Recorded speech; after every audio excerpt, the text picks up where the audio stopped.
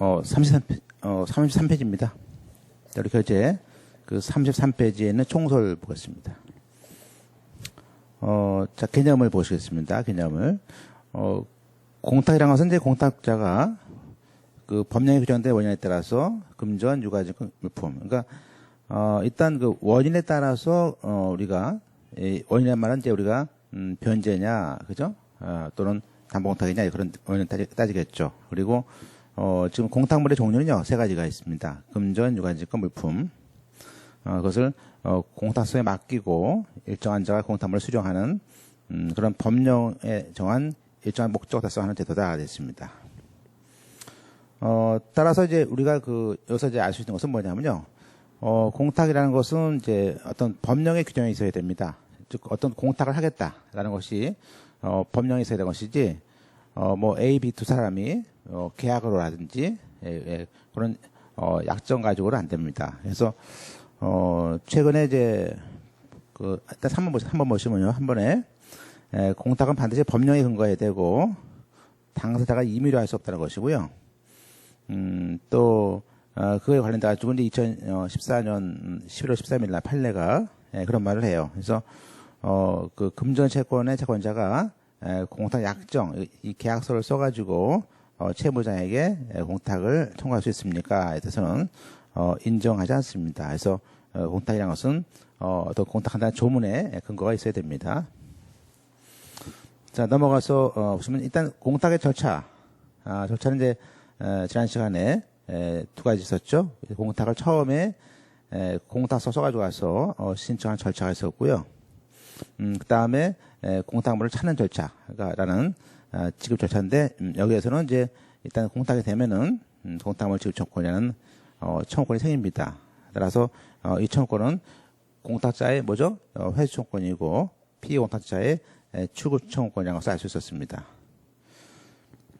자, 그 다음에 이제 우리가 공탁법 2조에 보시면요. 일단 이제, 현재 공탁에 대해서는요, 서면으로 할 수도 있고, 그런, 이제, 특히, 공탁서라는 것을 작성해서 직접 출석하는 것이 원칙이죠. 일단 공탁은 이제, 원칙적으로 공탁과 등기는, 직접 출석을 해서 내야 되고요. 우편은 안 됩니다. 다만 이제, 최근에, 11년서부터 그 전자공탁을 해가지고, 이제 전자로 할 수 있는 제도가 들어왔습니다. 그래서 이제 그거 근거 조문이 2조의 이야기입니다. 보시면, 법원 행정처장이 지정 고시하는 공탁소의 공탁 사무는, 규칙이 정한 바에 따라서 이때 규칙은 공탁 규칙이겠죠. 따라서, 전산정보처리 조직으로 이용해서, 전자문서를 할 수 있다 해가지고, 거기 11년도 4월 5일 날, 전자신청이 지정되고, 따라서, 거기 2012년, 자, 고쳐야겠네요. 예. 2012년에, 규칙으로서, 공탁 시스템에 의한, 전자공탁 제도가 들어온 것이죠. 일단 공탁의 성질에 대해서는요, 공탁의 성질에 대해서는 이제, 우리가 이제 공탁법 공부하실 때, 지금 이제, 공탁법 공부하실 때, 뭐 학설을 공부하실 건 없습니다. 우리가 이제, 법무사 시험에서 뭐 어떤 반야든 뭐 학설을, 써줘야 되는 것이 없는데요. 다만 이제, 여기서 얘기는 뭐냐면, 결론만 이제 아시면 될 것 같은데, 일단 공탁을 이제 우리가 민법에서 바라던 거, 에서 보시면, 민법상은 그 변제 공탁만 배우지 않습니까? 그죠? 따라서, 이건 이제 채무자가 채권자에게 공탁을 하는 것이 이제, 즉 변제 목적으로 하는 공탁을 말하는 것이죠. 따라서, 다만 이 공탁을 맡긴다, 공탁 물건을, 돈을 맡기거나, 물건을 맡기는 행위인데, 이런 점에서는 이것이 임치가 아니냐, 임치가. 그래서, 따라서, 이걸 맡긴다는 것이다. 그래서, 임치계약이요. 따라서 일단은 뭐죠? 이 공탁관이라는 거, 이 여기, 채권자는 뭐죠? 여기 있는, Y라는 공탁소, 즉, 공탁소에 있는 공탁계를 이용해서 채무자가, 맡기면은, 이 돈을 누구에게? 채권자에게 준다는 것이죠. 따라서, 이 민법상에서 바라다보는 그 시각은 뭐냐면, 채무자가 공탁을 맡기는데 누구를 위해서? 제3자를 위해서, 즉 채권자를 위해서 맡기는 것이니까 일종의 제3자를 위한 계약이다.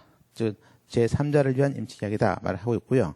다만 이제 원래 우리가 보통 이제 제3자를 위한 계약이라는 말은 이제 채무자가 요약자가 되고 또 동탁관이 나약자가 돼서 제3자에게 변제를 하고자 하는 것이 아니냐 이제 그런 구도예요. 다만 이제 우리가 이때 제함자의 경우에는 민법의 제함자를 위한 계약과 달리 수익의 의사표시는 필요 없다라는 것이 이제 이런 구도입니다. 그죠? 그래서 이런 것이 아니냐 하는데 따라서 이제 이렇게 보는 것이 우리가 사법상으로 바라다보는 개념이고요. 그러나 이제 공탁법에서는 이렇게 보지 않습니다. 왜냐하면 우리가 어떤 채무자하고 공탁관하고 어떤 계약이 있는 건 아니지 않습니까? 계약이 있는 것이 아니기 때문에 하나의 공탁물을 맡기는 행위인 공법상 처분 문제가 생기는 것이죠. 이제 그래서 이제 1번은 이제 이런 사업관계설이죠. 그래서 공탁이라는 그 신청을 해서 공탁소가 승낙하게 되는 사업상 임치계약이고, 다만 이제 변제공탁의 경우에 그 제함자인 피공탁자를 위해서 우리가 맡기는 계약이다. 다만 이제 제함자가 수익의 의사표시를 하지 않을 뿐이다. 그런 점에서 애기다. 그럽니다. 자, 이제 그렇게 된다면요. 자, 1항에 사법관계서였다면 만약에 공탁물 지급 청구, 공탁물을 달라라는 청구를 했을 때 공탁관이 안 주면 어떡합니까? 거부했을 때는 국가 상대로 그 민사 소송을 할 수 있고요. 또 그러한 그 공탁물 지급 청구권에 대해서는 10년이라는 소멸시효가 걸립니다.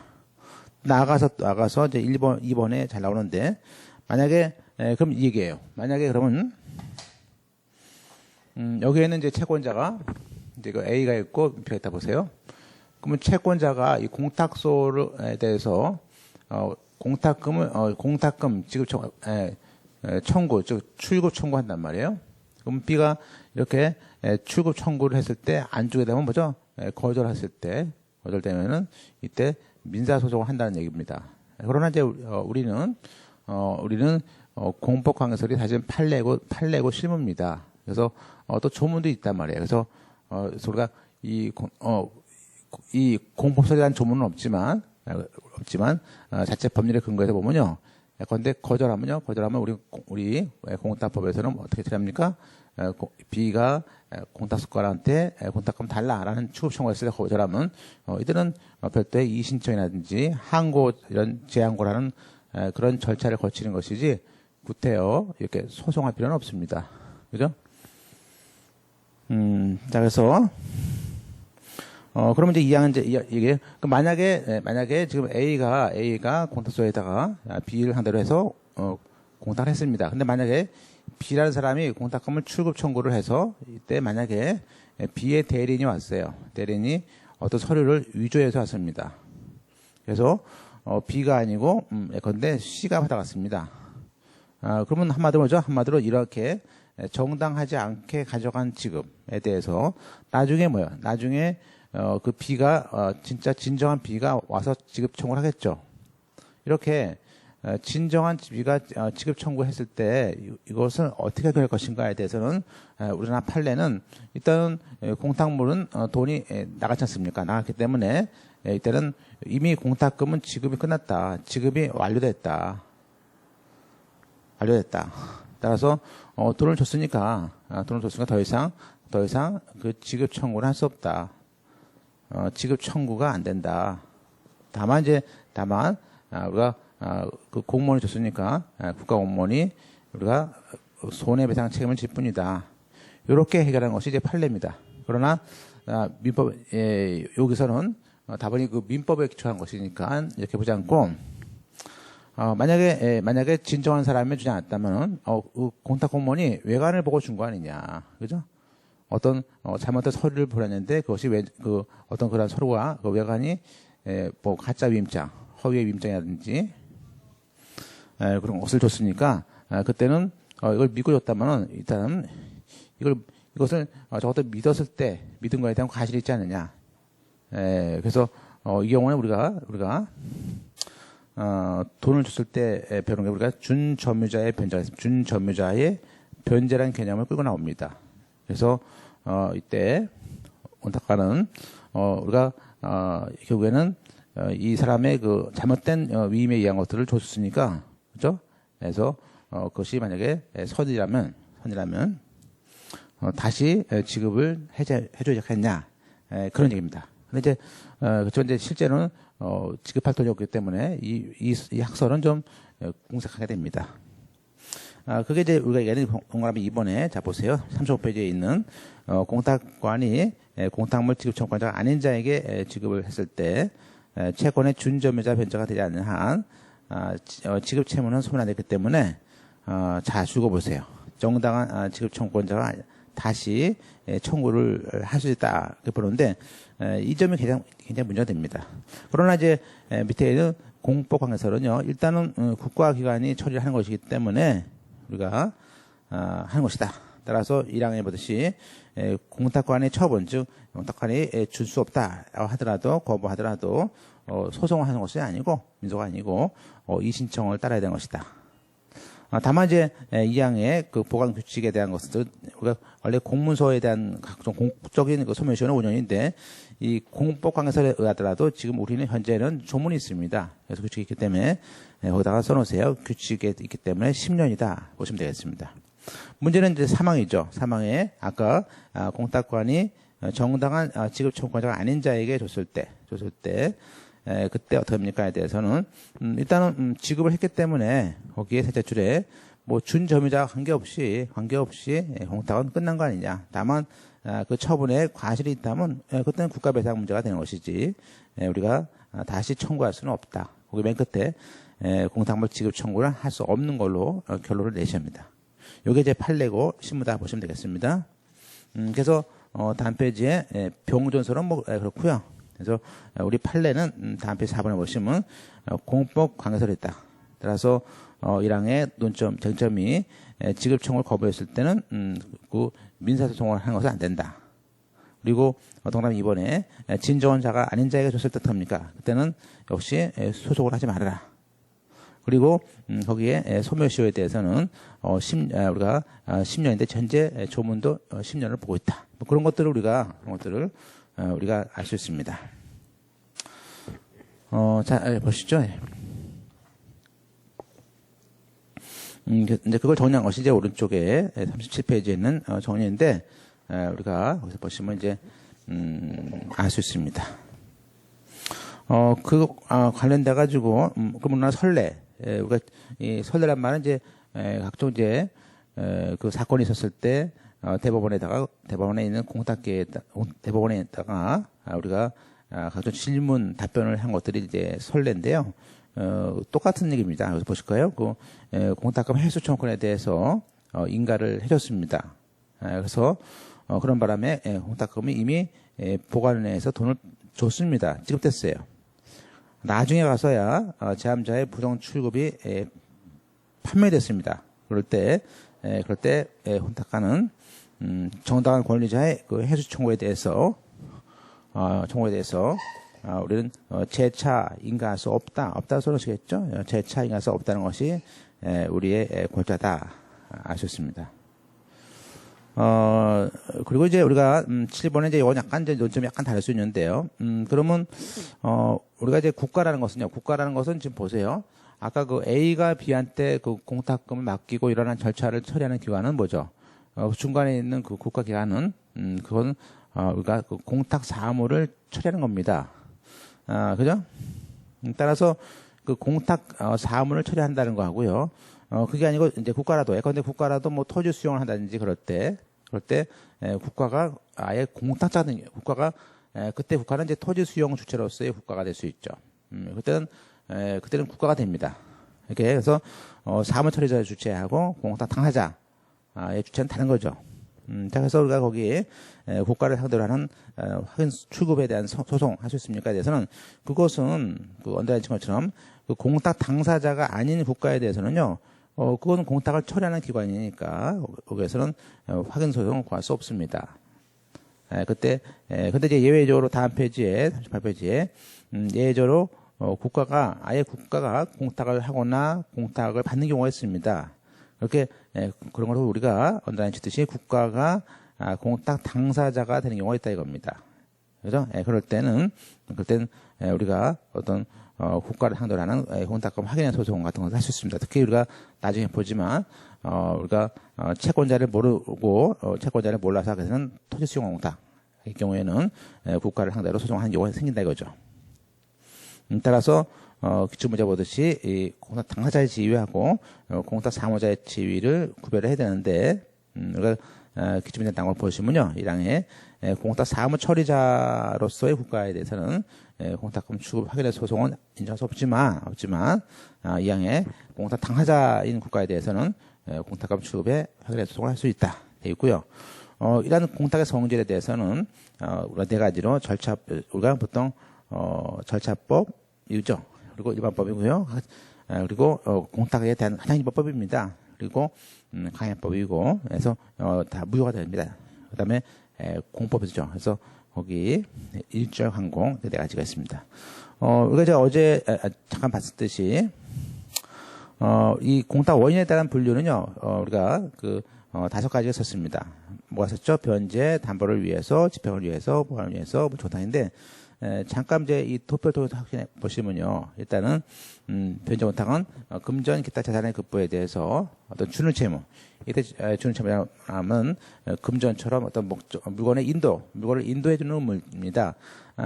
그러니까 변제 공탁은 주는 채무만 되는 것이지 하는 채무는 되는 것은 아닙니다. 그래서 그런 것이 있고 또 그 외에 우리가 토지 수용 보장도 포함되다 봤었죠. 그 다음에 담보공탁은 우리가 종류가 재판상, 영업상, 납세상 뭐가 있는데 한마디로 일정한 상대방이 받을 수 있는 손해를 미리 담보를 하기 위한 공탁을 말하는 것이고요. 제일 많은 사례로서 그 재판상 담보공탁으로서 가압류 담보공탁, 강제집행, 정지 담보공탁 같은 것들이 있습니다.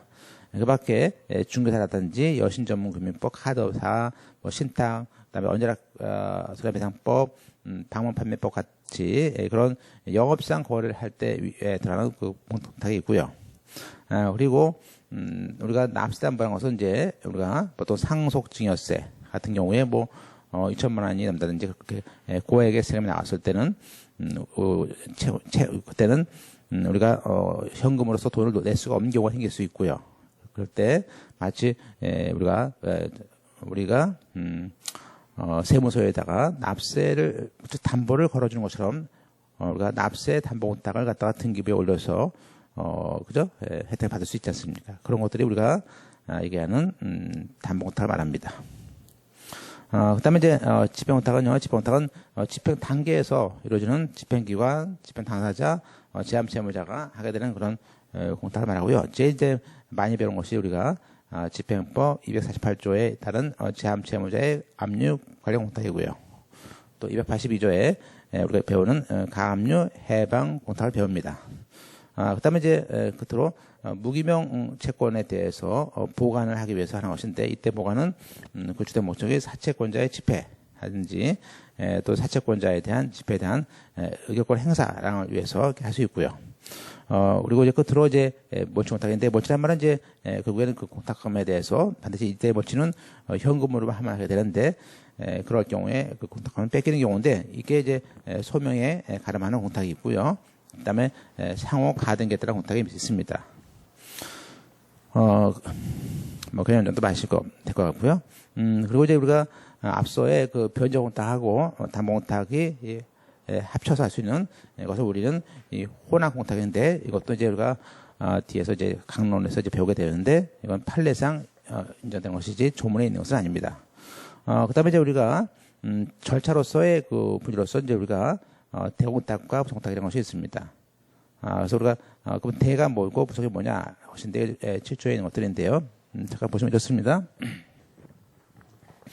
우리가 이제 거기 보시면 이제 기본 공탁이라는 것이 있죠. 그래서 우리가 어떤 기본 공탁을 했는데 거기에 대해서 그 공탁물을 바꿔치긴 대신해서 다른 걸로 바꿔치는 경우가 있고요.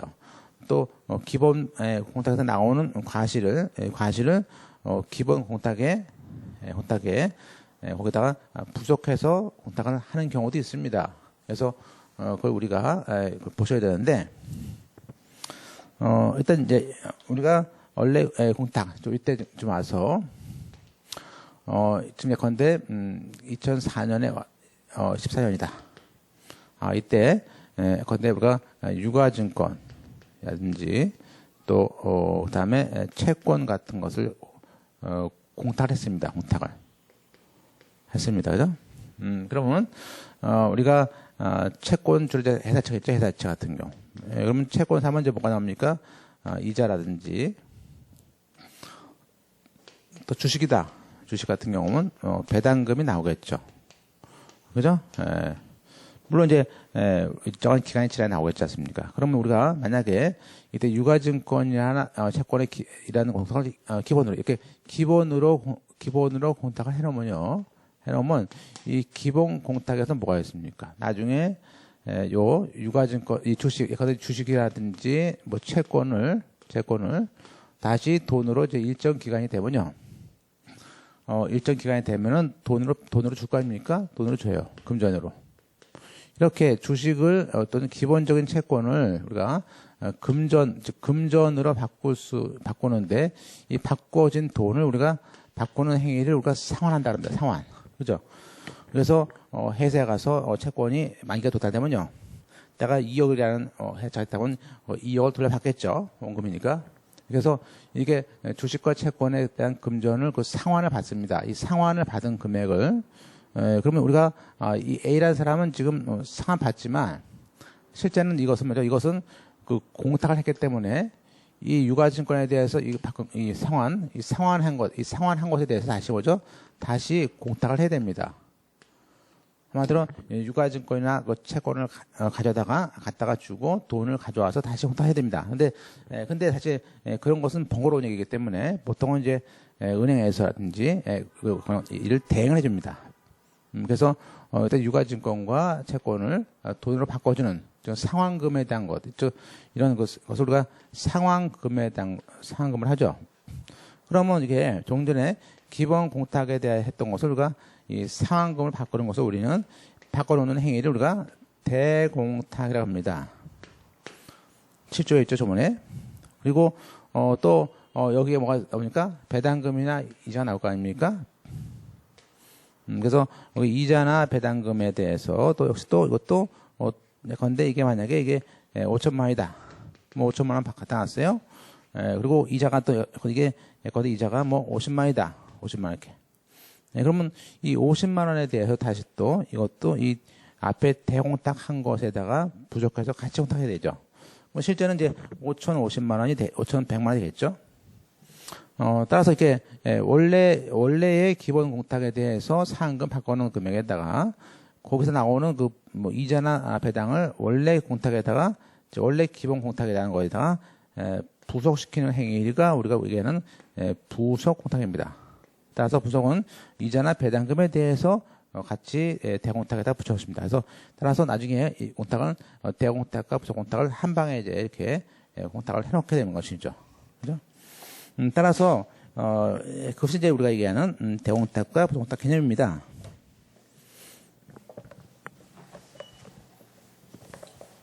그래서 보시면 이제 우리가 여기 그 40페이지 보시면 그래서 최초의 공탁으로서의 본래의 공탁이고요.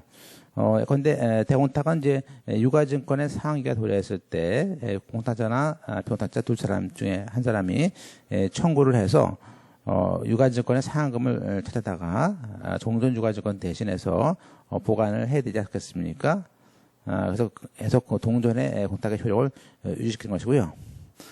부속 공탁은 역시 유가증권에 나오는 이자나 배당금에 대해서 지키가 들어있을 때 역시 A나 B가 청구를 합니다. 청구해서 그 이자 배당금을 갖다가 종전 유가증권에 부수해서 갖다 놓기 때문에 이러한 공탁을 우리는 기본 공탁에 대해서 부속 공탁이다 라고 하는 겁니다. 자, 이제 우리가 이제 첫 시간은 뭐 가볍게 좀 보겠습니다. 일단 그러면 이제 공탁소, 어디다가 해야 됩니까? 이것이 이제 공탁소인데, 주로 이제 공탁소는, 주로 이제 관할의 문제됩니다. 일단은, 먼저 그 공탁소 안에 누가 있습니까? 그 주체로서 공탁관이 있기 때문에, 2조의 공탁사무 처리로서 공탁관을 어떻게 지정하느냐 그것인데 일단 지방법원장하고 지원장이 이 서의원과 사무관 중에서 사급 5급 공무원 중에서 그 처리하고요. 물론 이제 시군일 때는 역시 주사나 주사부 안에서 지방법원장이나 지원장이 지정권이 있다는 것을 알 수 있습니다. 그리고 다만 이제 우리가 항상 전산 이쪽에 대해서는요, 항상 등기나 공탁이 전부 다 법원 행정처장이 관리하거든요. 그래서 거기에 법원 행정처장이 지정 고시하는 사무에 대해서는 우리가 전자로 할 수 있는데 이런 전자에 대한 것들 전부 다 이건 행정처장이 이제 관할하게 된 것이죠. 또 최근에는 이제 우리가 각종 이제 이 공탁에 대해서 감사 같은 것도 있는데 넘어가고요. 자, 규칙 보시면 이제 규칙에 이런 말을 합니다. 규칙에 보면 우리가 이런 공탁관이니까 공탁계마다 공탁관이 다 있다는 것인데 이렇게 지방법원장과 지원장이 공탁관이 이제 뽑아놨는데 이 사람이 직무를 수행할 수 없는 경우가 생깁니다. 그럴 때는 우리가 대리 공탁관을 지는데 따라서 이때 원래 공탁관하고 대리 공탁관 두 명이 있는 것이죠. 그래서 지방법원장과 지원장은 이렇게 공탁관이라든지 대리 공탁관을 지정했을 때 그 보관자에게 그 성명과 인감을 줘서 그죠? 자동합니다. 그래서 중요한 것은 대리 공탁관도 별도의 인감이 있다는 것을 알 수 있습니다. 그리고 아까 봤듯이 이러한 그 공탁에 대해서는 이제 정부 금전 문제라든지 돈 문제가 생기니까 재정 보존 규정을 등기처럼 운영하고 있습니다. 따라서 이제 이런 공탁관은 통상 공탁기관이고 밖에 특별 공탁기관으로서 보통 이제 우리가 얘기하는 보관자, 이 공탁물을 보관하는 사람들 이것도 넓게 보면은 공탁기관이 아니냐 이렇게 보고 있는데요. 그렇게 크게 중요한 얘기는 아닙니다. 그래서 주로 법원의 선임에 의해서 하는 경우가 있고요. 특히 이제 어떤 경우는 보관자를 법원에 청구를 해서 법원이 선임을 해주는 경우가 있고요. 그다음에 또 대법원장이 지정한 공탁기관에다 해야 되는 경우가 있겠고요. 그죠? 넘어가겠습니다. 그다음에 이제 넘어가서 따라서 이 통상의 공탁기관 그러면요, 공탁관뿐만 아니라 공탁물 보관자도 여기에 포함이 됩니다. 그래서 이제 우리가 아까 그 공탁관에 대한 대리인데, 여기서 보시면 이제 대리의 의미가 보세요. 거기 가번에, 이때 대리의 업무라는 것은요, 대리라는 것은, 민법상 본인 이름을 하는 그런 대리가 아닙니다. 그래서 이때 대리라는 것은, 우리가, 말이 대리지, 거기 그 1항에 보듯이, 제출에, 원래 공탁관의 대리인이 아니고요. 그 대직기간 동안 그 결국에 대리인도 자기 명의로 공탁 사무를 처리하는 것이고요. 우리가 민법상 대리는 자기 명의가 안 되고 본인 명의만 되지 않습니까? 그거와 다릅니다. 그래서 그러니까 이때 대리 공탁관이 처리한 것에 대해서는 원 공탁관은 책임이 없고요. 대리 공탁관의 책임을 지게 되도록 되어 있습니다. 따라서 이제 우리가 나번의 정리가 세 가지죠. 그래서 자기 책임으로 한다는 거 자기 명의고, 다만 이제 계좌는 대리 공탁관이 없으니까 원래 공탁관의 계좌를 이용합니다. 돈을 받을 때. 그리고 대리 공탁관을 정했을 때도 우리가 그 금융권에다가 이름과 인감을 통과하라 그런 얘기가 나오고 있습니다. 그다음에 이제 공탁물 보관자 같은 경우 특히 특정한 물품 같은 경우에는 이제 공탁물 보관자를 지정해야 됩니다. 그런데 내가 어떤 고음이라는 것을 갖다가 맡겨야겠다. 그러면 그 고음을 맡길 수 있는 곳이 어딘지, 그 지역에 어떤 동물원이 있는지 그런 것들을 지정 신청을 할 수 있는 것입니다. 따라서 다만 이제 그 3조에 보시면은 대법원장이 다 지정권이 있게 있죠. 그죠? 그리고 이제 2항에 또 대법원장에 대해서 대법원장이 모두 공탁금 보관은행을 다 지정합니다. 다만 이제 이때 지정할 때 너무 이제 편법이 생길 수 있으니까 어떤 특정 은행만 몰릴 수 있으니까 그때 지역사회 같은 것들을 고려하라 그런 얘기가 있겠죠. 그래서 주로 지역사회 금융권들을 고려하라. 그리고 또 나아가서 그 해당 지방법원장의 의견도 듣고 또 공탁금 관리위원회 이 돈 문제에 대해서는 무건이 아닙니다. 공탁금이에요, 금. 그래서 돈의 경우에는 별도로 관리위원회를 줘서 심사를 하라. 그런 얘기고요. 물론 이렇게 사항에 지정된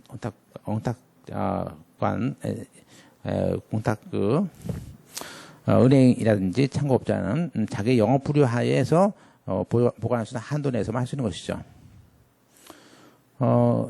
보관 의무가 이제 그런 얘기고요. 그다음에 이제 이거 특히 우리가 그 당시에 이제 공탁금 관리위원회라는 것을 만들었습니다. 그래서 이 위원회에서 적어도 이 공탁금이 몇 조라는 돈이 이렇게 왔다 갔다 하는데 그때 그 별도로 그 위원회를 통해서 이제 그 은행이라든지 이런 것들 이제든지 이런 처리하는데 일단 거기 보시면 이제 각종 그 은행권에 대한 심사 등이 이렇게 있습니다. 법인 채우요. 넘어가서 보겠습니다. 그 다음에 이제 공탁관의 이제 심사입니다. 심사인데, 지금 이런 얘기예요. 우리가 일단 공탁은 약간 좀 까다로운 게 뭐냐면요. 공탁은 일단, 당장 공탁금을 이제 신청을 해서 받는 경우가 이제 되고요. 두 번째는, 나중에 공탁금을 달라고 할 때, 그 공탁금을 돈을 주는 문제처럼 아주 굉장히 중요한 얘기입니다. 따라서, 거기에 공탁관이 등기처럼 각종 신청사든지 서류에 의해서, 형식적 심사를 하는 것은 맞습니다.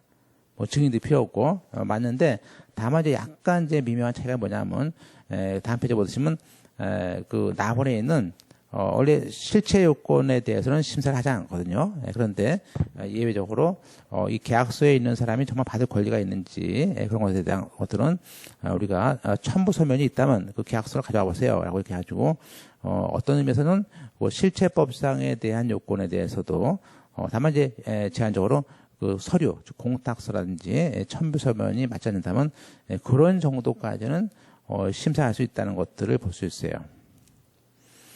그러니까 뭐 계약이 명백히 위조다 또는 뭐 인감이 위조됐다 이제 그럴 경우에는 우리가 등기를 이제 공탁을 해줄 수가 없는 것이겠죠. 따라서 이제 예외적으로 답안에 따라서 그 심사 대상에 대해서는 우리가 예외적으로 그 법률상 요건이 를 심사한다 것들을 알 수 있어요. 특히 이제 우리가 거기 설례 보듯이면요. 우리가 이제 그 A가 B에게 돈을 주면서 B 앞으로 저당권을 설정했습니다.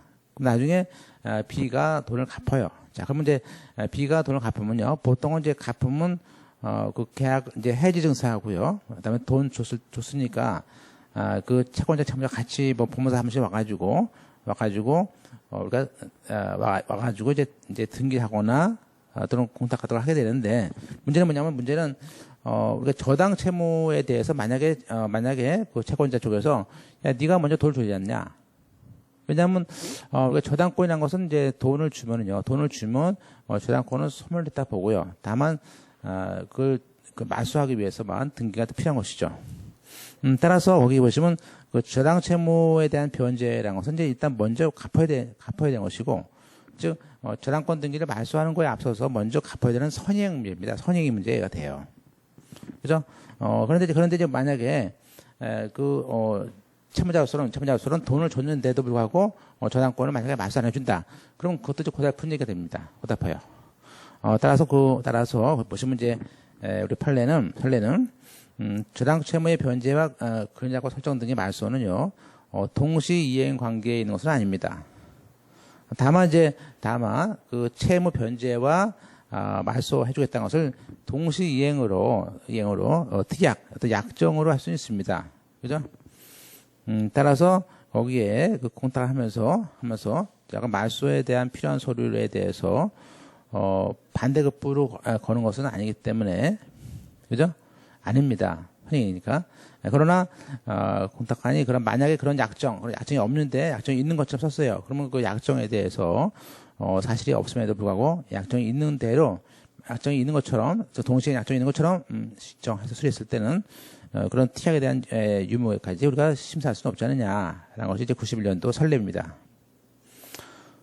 그 다음에 이제 우리가 또 이제 물론 나중에 이제 배우시겠지만 이제 채권 집행 같은 얘기죠. 만약에 지금 A라는 사람이 찾는 것을 우리는 다 해수고 여기 P 공탁자가 찾는 것이 출금입니다. 그럼 여기서 우리가 회수란 말은 이제 공탁자가 공탁했다가 다시 찾는 것을 말합니다. 회수란 것은.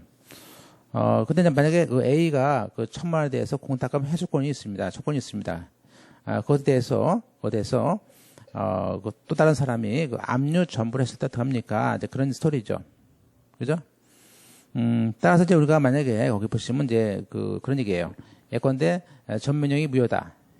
예를 들면 우리가 퇴직금 같은 경우는 임금 채권 같은 경우는 그 임금 채권이 2분의 1까지 압류할 수 있거든요.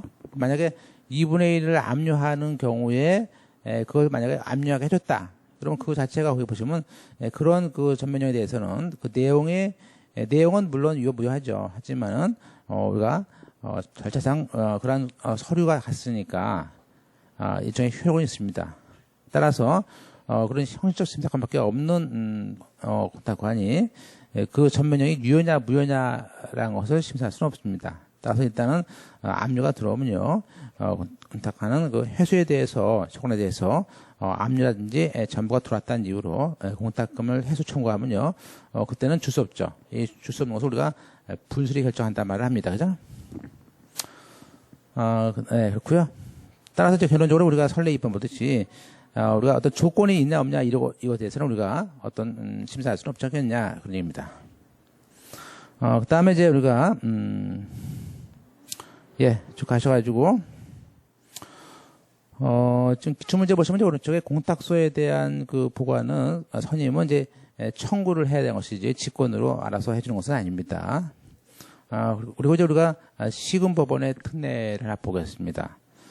보통 이제 어떤 경우는 그 토지관할 그 시금법원에서만 하는 것들이 있습니다. 그래서 그걸 이제 우리가 신문에 보셔야 되는데 거기 보시면 이제 이런 말을 해요. 공탁 규칙 2조에 보면 이제 시금법원에 대한 그 업무 규칙이 있고 범위가 여기에는 우리가 아까 봤듯이 이제 변제 담보 집행 뭐 정탁이 있습니다. 그러니까 이제 거기 보시면 우리가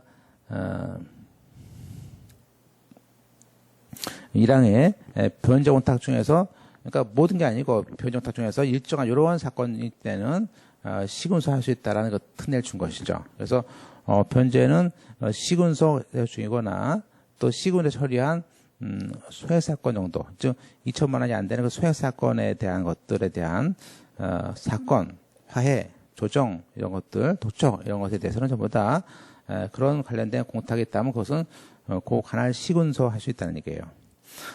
또 우리가 이번에 재판상 담보 공탁도 굉장히 중요합니다. 그래서 우리가 거기에 소송 비용 담보를 위해서 또 그 다번에 뭐 상소를 추구하면서 그 시간 끝날 때까지 집행 정지하는 공탁이 있었고요.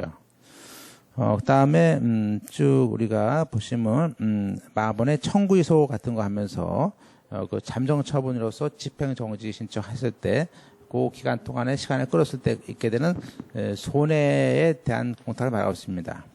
그죠? 그래서 각종 담보 공탁 같은 경우도 여기서 우리가 이 시군소 되는 것을 알 수 있고요. 그 다음에 이제 집행 공탁 중에서는요, 모든 집행 공탁이 아니고요. 우리가 얘기하는 그 가압류 해방 공탁, 그 사건에 관한 경우에만 우리가 시군소 할 수 있다라고 하고 있습니다. 그리고 몰치는 소명에 가름하는 공탁을 말하는데 이런 것 중에서 이제 그 기억을 하셨다가 이제 시험에 준비하셔야 됩니다. 시험도 준비하셔야 되고. 자, 그러면 이제 우리가 이게 시금법에서 할 수 있는 거, 시금법에서 하는 것들이 보통 네 가지를 구할 수 있는데 보통 이제 변제 해소해가지고 변제 공탁, 재판상 담보 공탁, 해방 공탁. 특히 3번에 있는 오른쪽 보세요. 자, 49페이지. 3번에 있는 해방 공탁 같은 경우는 가압류 해방 공탁값만 되고요. 가처분 해방은 아예 안 되는 제도죠. 그다음에 몰치 공탁이 있었는데 여기서는 상호 가등기 뺀 소명에 가름한 공탁 가지고 이게 소자를 이렇게 딴 거예요, 앞자를. 그래서 변제해서 이렇게 네 가지가 있었고요. 그리고 이제 5번과 6번은요, 2012년도 들어왔던 제도인데요. 좀 시간 됐죠, 이제. 그래서 과거에는 그 가상계좌, 처음에 공탁금을 내게 되는 것이 가상계좌에 의한 공탁금 납입이고요. 나중에 찾는 것은 그 계좌 입금에 의한 출급이죠. 여하튼 이렇게 가상계좌든 계좌 입금이든 이런 것에 대해서도 지금은 시금법원에서도 가능하도록 바뀌었다는 것들을 할 수 있어요.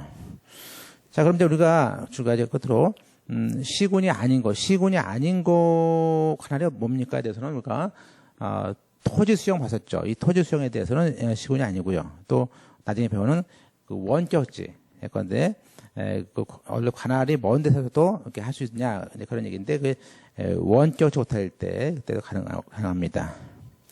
그때는 이제 이렇게 그때는 지방법원급만 된다 그런 얘기예요. 그다음에 역시 시군에 대한 이신청 같은 거 할 때도 지방법원급만 되겠죠. 이제, 그리고 이제 우리가, 이제 이런, 관할 중에서 그건 직무 관할이고요. 직무 관할이고, 사실 이제, 토지 관할을 매번 많이 물어봅니다. 그래서, 일단, 토지 관할은 보세요. 먼저, 변경 원탁 할 때, 특정물의 인도의 경우는 뭐죠? 자, 오늘은 전부 다 기본 이론이에요. 전부 다. 채권 성립 당시의 원리동원, 성당, 이렇게 보시고요. 그 다음에, 우리가 보통은 이제 지참채무라는 것이 있고, 주참채무가 있는데, 지참채무라는 말은 뭐예요? 지참은 채권자한테 돈을 갖다가 줘야 되는 겁니다. 그래서 항상, 돈을, 지참, 자기가 지고 있다가, 채무자는 그 돈을 지고 있다가 누구한테? 채권자 주소지에 가서, 변제를 제공하고요.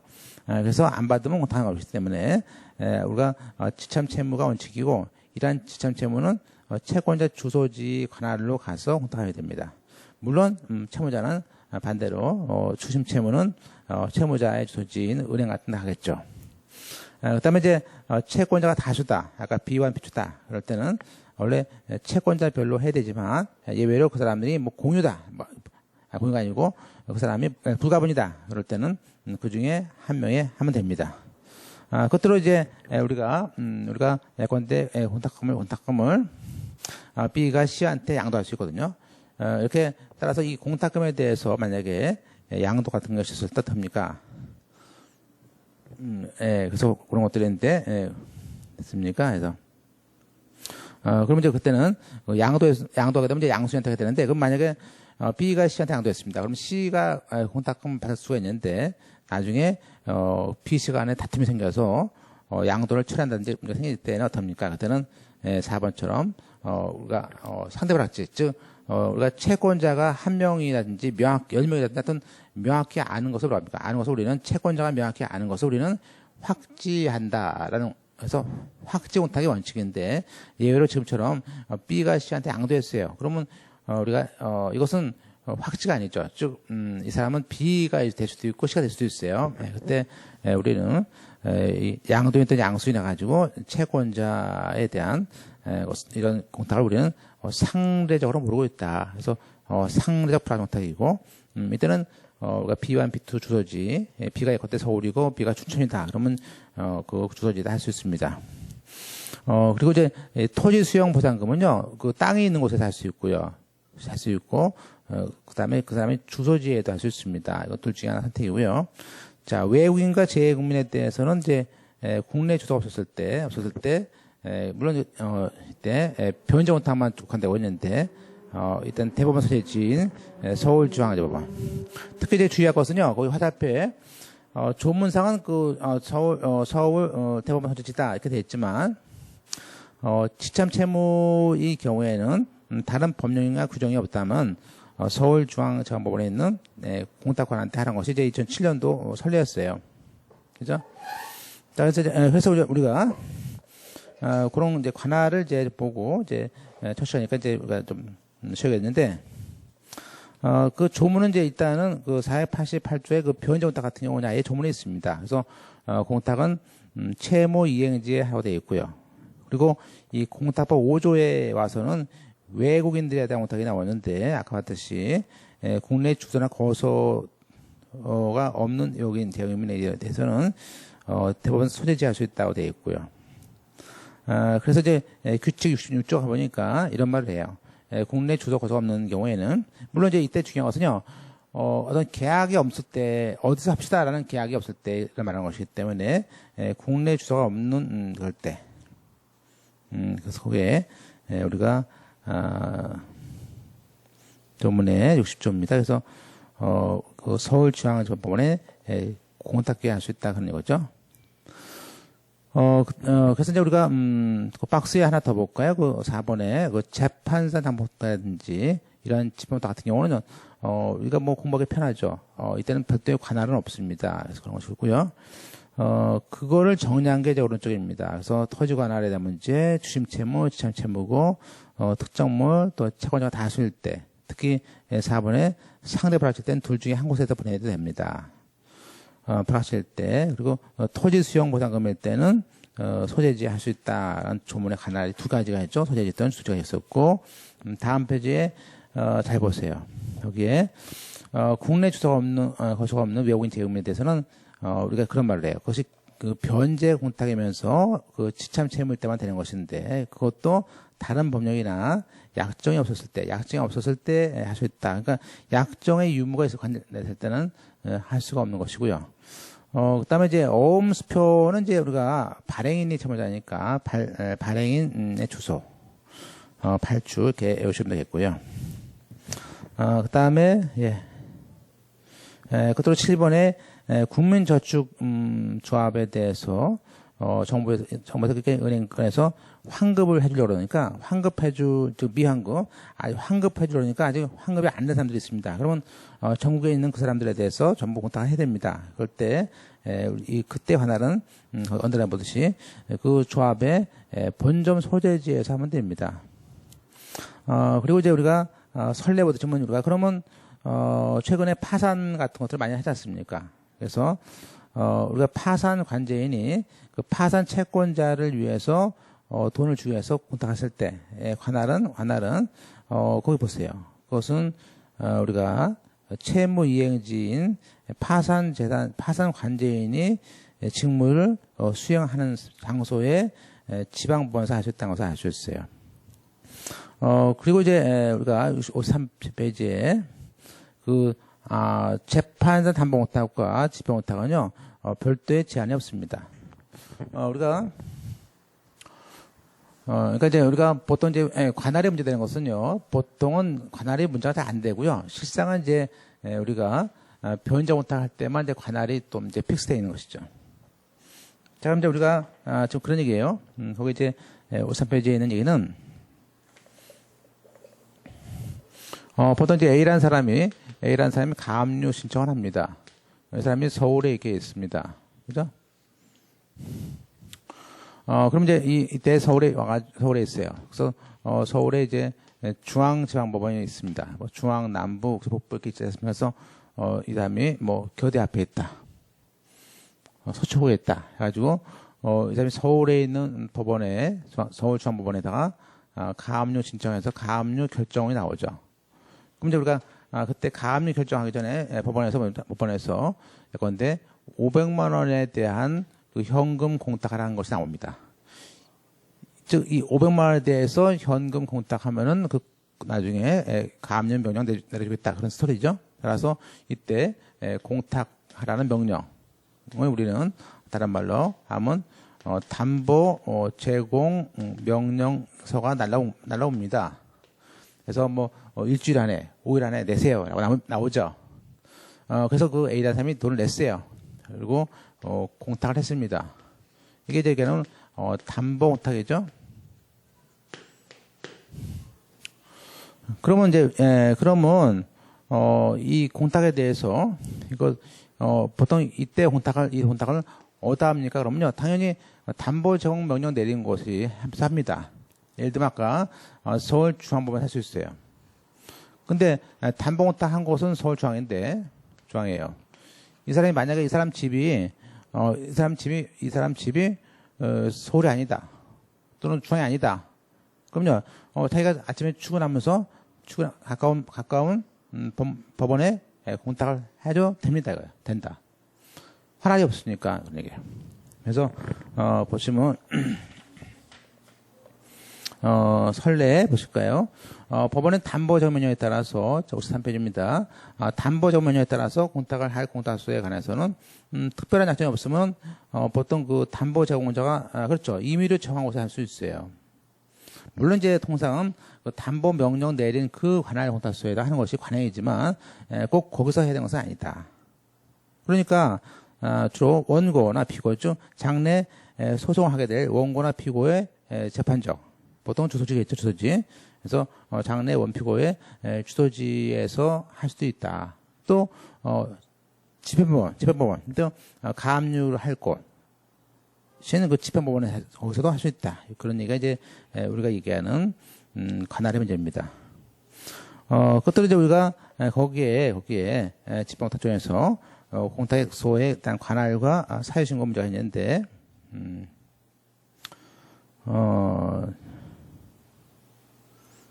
그때 이제 보세요. 그 해설 보시면 역시 집행공탁도 별도로 관할 권이 없습니다. 그런데 다만 가압예방공탁에 대해서는 공탁을 한 다음에 공탁서를 첨부해서 그 집행 취소를 해야 됩니다.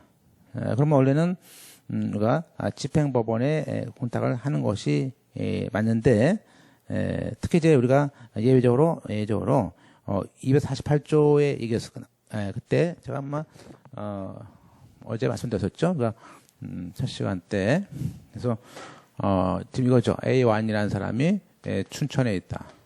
그죠? 그래서 이 A1이 채무자에 대해서 C에 대해서 압류 및 추심을 보냈어요. 또 이번엔 이 사람이 춘천에 있었어요. 관할이. 그다음에 A2는 광주법원 관할이에요. 이번 또 다시 이제 A2가 날라왔습니다. 먼저 똑같이 사람도 압류 추심해 달라고. 그러면 이때 C가 공탁을 하고 그때 공탁에 대한 사유 신고합니다. 자, 이제 문제는 뭐냐면요. 우리가 이렇게 압류라는 보세요. 압류라는 것은 뭐죠? 집행이죠. 이렇게 집행 절차 내에서 하는 그런 공탁을 했습니다. 그러면 이 공탁은, 이때 공탁은 꼭 춘천서 해야 되고, 광주서 해야 되고, 그거 없습니다. 그죠? 예컨대 C가 서울에 있다. 그러면 서울에 있다면, C는 서울에 있는 법원에 했을 수 있어요. 따라서 그 집행 공탁도 별도로 관할이 없습니다. 그래서 가까운 데 공탁을 하고요. 다만 이제 문제는 뭐냐면 이 사유신고라는 것에 대해서는 조문이 있어요. 이게 사유신고는 어디다가 하라라는 조문이 있습니다. 따라서 보통 사유신고는 이 공탁했다는 신고를 해서 그 신고서를 어디다가 이 법원에 보내서 이쪽에서 배당을 하게 된다 그런 얘기죠. 따라서 이때 사유신고를 해가지고 해야 되는데 이때 사유신고는 C가 공탁서를 가져가서 어디다가 조문에 의하면 이렇게 압류가 경합됐다면요. 먼저 압류가 송달된 법원인 어디가 해야 됩니까? 춘천 법원에다가 사유 신고를 해야 됩니다. 그러면 배당은 춘천 법원에서 하게 됩니다. 따라서 이 배당 기일 날도 잡히니까 이 광주 사람이라든지 서울 사람들이 전부 다 이 춘천에서 와서 돈을 받아야 된다 이거야. 배당은.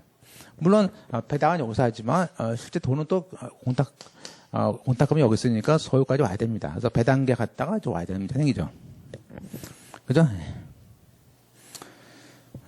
그래서 거기 보시면 이제 나번의 그 밑에 그 63페이지 맨 끝에 따라서 248절에 따라서 그 압류에 대한 집행공탁을 한 경우에 공탁한 후 사유신고를 해야 되는데 사유신고는 먼저 송달된 압류법원에 다가 사유신고하라는 것이 그 민사집행 규칙에 있는 170조 3항이기예요. 그죠? 그래서 보통 그래서 이렇게 공탁을 여기다가 이렇게 갖다 내면요. 법원에서는 왜 이거 어디다 하냐? 이 공탁을 춘천에서 하라라고 이렇게 법원에서 안 받는 경우도 생긴다 이거예요. 그렇지만 법률상은 별도의 관할은 없다는 것은 관할이죠. 그죠? 자, 기출문제에 따라서 이제 1항, 시군법원을 제외하고, 그때, 그죠? 관할이 있고, 다만 지정됐을 때는 관할을 권한다. 또, 다만 이제, 토지보상에 대한 공탁에 대해서는 채무이행지인 주소지, 소유자 주소지에 할 수도 있고요. 토지 소재지에도 할 수 있다. 돼 있고, 다음 페이지에, 피공탁자를 A 또는 B로 했을 때, 그때 공탁했을 때, 그때 그 중에 한 곳에 할 수 있다도 있다. 그리고, 그 다음 페이지에, 좀 보고 있습니다. 54페이지. 징발에 대한 법률에 따른 징발은 뭐 인도지다. 매우 필요 없습니다. 그리고, 우리가, 임금채권 같은 경우 주소지. 자, 관할 위반. 관할 위반은 이제 뭐 등기처럼 뭐, 무효가 되지만, 실제로 이제, 관할 위반은 이제 다시 취하하고 해야겠죠. 그래서 이제 보시면 관할 위반에 대해서 만약에 공탁은 무효가 됩니다. 무효기 때문에 공탁자는 착오를 이유로 해서 공탁을 회수할 수는 있습니다. 그죠? 다만 이제 회수할 수 있지만 만약에 상대방이 그럼에도 불구하고 살짝 찾아갔다. 그럴 때 특히 그럴 때는 우리가 치유가 된다는 것들이 이제 그 골자입니다. 그죠? 그래서 1항에 관할 건이 없는 공탁에 대해서는 이제 부수리 결정을 하고 되지만 특히 변제 공탁 같은 경우에 원칙적으로 무효지만 그렇지만 채권자인 P가 공탁을 수락하거나 공탁을 출급을 받아간다면 관할 위반도 흠결돼서 뭐 찾아가는 거야 찾아갈 수 있지 않겠느냐. 그래서 유효로 봅니다.